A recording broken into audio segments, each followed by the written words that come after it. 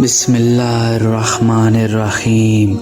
حضرت امام مہدی کے ظہور سے قبل ملک عرب اور شام میں ابو سفیان کی اولاد میں سے ایک شخص پیدا ہوگا جو سادات کو قتل کرے گا۔ اس کا حکم شام و مصر کے اطراف میں چلے گا۔ اس درمیان بادشاہ روم کی عیسائیوں کے ایک فرقے سے جنگ اور دوسرے فرقے سے صلح ہوگی۔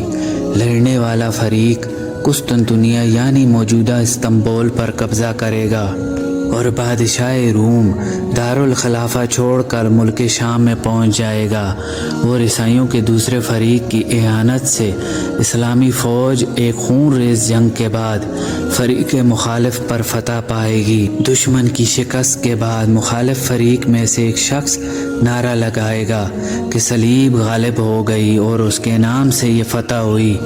یہ سن کر اسلامی لشکر میں سے ایک شخص اس سے مار پیٹ کرے گا اور کہے گا نہیں، دین اسلام غالب ہوا اور اس کی وجہ سے یہ فتح نصیب ہوئی۔ یہ دونوں اپنی اپنی قوموں کو مدد کے لیے پکاریں گے، جس کی وجہ سے فوج میں خانہ جنگی شروع ہو جائے گی۔ بادشاہ اسلام شہید ہو جائے گا، عیسائی شام پر قبضہ کر لیں گے اور آپس میں ان دونوں عیسائی قوموں کی صلح ہو جائے گی۔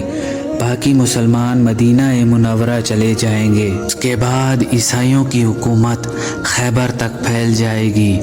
اس وقت مسلمان اس فکر میں ہوں گے کہ امام مہدی کو تلاش کرنا چاہیے تاکہ ان کے ذریعے سے یہ مصیبتیں دور ہوں اور دشمن کے پنجہ سے نجات مل جائے۔ حضرت امام مہدی اس وقت مدینہ منورہ میں تشریف فرما ہوں گے، مگر اس ڈر سے کہ یہ لوگ مجھ جیسے ضعیف کو اس عظیم و شان کام کی انجام دہی کی تکلیف دیں گے، مکہ معظمہ چلے جائیں گے۔ اس زمانے کے اولیاء کرام اور ابدال عظام آپ کو تلاش کریں گے۔ بعض آدمی جھوٹے مہدی ہونے کے دعوے بھی کریں گے۔ حضرت امام مہدی رکن اور مقام ابراہیم کے درمیان کعبہ کا طواف کرتے ہوں گے کہ لوگوں کی ایک جماعت آپ کو پہچان لے گی اور آپ کو مجبور کر کے آپ سے بیعت لے گی۔ اس واقعے کی علامت یہ ہے کہ اس سے قبل گزشتہ ماہ رمضان میں چاند اور سورج کو گرہن لگ چکا ہوگا اور بیعت کے وقت آسمان سے ایک آواز آئے گی۔ اس آواز کو ہر خاص و عام سنے گا۔ اس وقت آپ کی عمر 40 سال ہوگی۔ خلافت کے مشہور ہونے پر مدینہ کی فوجیں آپ کے پاس مکہ معظمہ چلی آئیں گی۔ تمام عراق اور یمن کے اولیاء کرام اور ابدال عظام آپ کی محبت میں اور ملک عرب کے تمام لوگ آپ کے لشکر میں داخل ہو جائیں گے۔ پھر آپ اس خزانے کو جو کعبہ میں مدفون ہے نکال کر لوگوں میں تقسیم کریں گے۔ جب یہ خبر اسلامی دنیا میں پھیلے گی تو خراسان کا ایک شخص ایک بہت بڑی فوج لے کر آپ کی مدد کے لیے روانہ ہوگا، جو راستے میں بہت سے عیسائیوں اور بددینوں کا صفایا کر دے گا۔ اس لشکر کی کمان منصور نامی ایک شخص کے ہاتھ میں ہوگی۔ اس کے بعد سفیانی بھی حضرت امام مہدی علیہ السلام کے مقابلے میں اپنی فوج بھیجے گا۔ جب اس کی فوج مکہ و مدینہ کے درمیان بیدا نامی جگہ پہنچے گی تو اللہ تعالیٰ اس کو زمین میں دھسا دے گا۔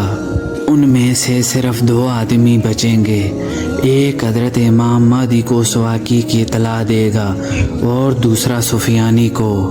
پھر عرب کی فوجوں کے اجتماع کا حال سن کر عیسائی بھی چاروں طرف سے فوجوں کو جمع کرنا شروع کر دیں گے اور اپنے اور روم کے ممالک سے فوجیں کثیر لے کر امام مہدی کے مقابلے کے لیے شام میں جمع ہو جائیں گے۔ ان کی فوج کے اس وقت 70 جھنڈے ہوں گے اور ہر جھنڈے کے نیچے 12 ہزار سپاہ ہوگی۔ حضرت امام مہدی مکہ مکرمہ سے روانہ ہو کر مدینہ منورہ پہنچیں گے اور رسول خدا صلی اللہ علیہ وآلہ وسلم کے روضہ کی زیارت سے مشرف ہو کر شام کی طرف روانہ ہوں گے۔ دمشق کے پاس آ کر عیسائیوں کی فوج سے مقابلہ ہوگا۔ اس وقت امام مہدی کی فوج کے 3 گروہ ہو جائیں گے۔ ایک گروہ نصارہ کے خوف سے بھاگ جائے گا۔ اللہ تعالیٰ ان کی توبہ ہرگز قبول نہ فرمائیں گے۔ باقی فوج میں سے کچھ تو شہید ہو کر بدر اور احد کے شہداء کے مراتب کو پہنچیں گے، اور کچھ بتوفیق الہی فتح یاب ہو کر ہمیشہ کے لیے گمراہی اور انجام بد سے چھٹکارا پائیں گے۔ حضرت امام مہدی دوسرے روز پھر نصارہ کے مقابلے کے لیے نکلیں گے۔ اس روز مسلمانوں کی ایک جماعت یہ عہد کر کے نکلے گی، یا میدان جنگ فتح کریں گے یا مر جائیں گے۔ یہ جماعت سب کی سب شہید ہو جائے گی۔ حضرت امام مہدی باقی ماندہ قلیل جماعت کے ساتھ واپس آئیں گے۔ دوسرے دن پھر ایک بڑی جماعت یہ عہد کر کے نکلے گی کہ فتح کے بغیر میدان جنگ سے واپس نہیں آئیں گے یا پھر مر جائیں گے، اور حضرت امام مہدی کے ہمراہ بڑی بہادری سے لڑیں گے اور آخر میں یہ بھی جام شہادت نوش کریں گے۔ شام کے وقت امام مہدی تھوڑی سی جماعت کے ساتھ اپنی قیام گاہ میں واپس آئیں گے۔ چوتھے روز حضرت امام مہدی رصدگاہ کی محافظ جماعت کو لے کر دشمن سے پھر نبرد ہزمہ ہوں گے۔ یہ جماعت تعداد میں بہت کم ہوگی، مگر اللہ تعالیٰ ان کو فتح نصیب فرمائے گا۔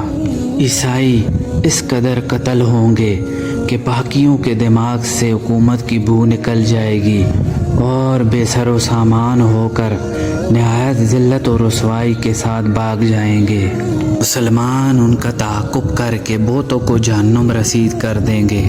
اس کے بعد امام مہدی بے انتہا انعام و اکرام اس میدان کے جانبازوں میں تقسیم فرمائیں گے، مگر اس حال سے کسی کو کوئی خوشی نصیب نہ ہوگی، کیونکہ اس جنگ کی بدولت بہت سے خاندان و قبیلے ایسے ہوں گے جن میں صرف ایک آدمی بچا ہوگا۔ اس کے بعد امام مہدی بلاد اسلام کے نظم و نسق و فرائض اور حقوق العباد کی انجام دہی میں مصروف ہوں گے، اور چاروں طرف اپنی فوجیں پھیلا دیں گے، اور ان مہمات سے فارغ ہو کر فتح قسطنطنیہ یعنی موجودہ استنبول روانہ ہو جائیں گے۔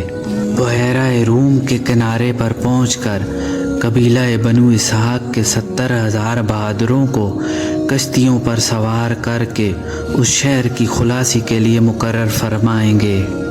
جب یہ فصیلے شہر کے قریب پہنچ کر نعرہ تکبیر بلند کریں گے تو اس کی فصیل خدا کے نام کی برکت سے یکا یک گر جائے گی اور مسلمانوں کو فتح نصیب ہوگی۔